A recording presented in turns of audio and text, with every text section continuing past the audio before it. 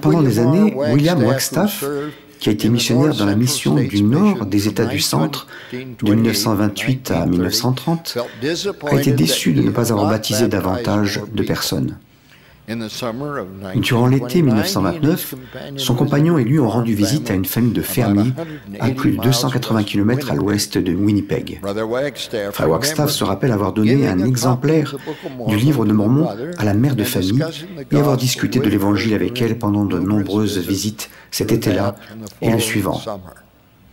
Il se rappelle qu'à chaque visite, elle enlevait son tablier et qu'il s'asseyait et parlait de l'Évangile. Elle lisait et avait beaucoup de questions.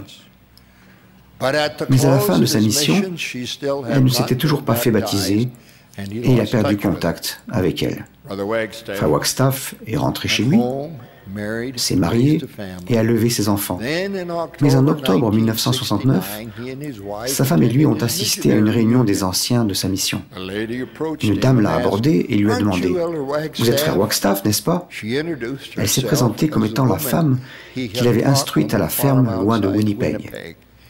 Elle tenait à la main un exemplaire usagé du livre de Mormon, celui qu'il lui avait donné 40 ans plus tôt.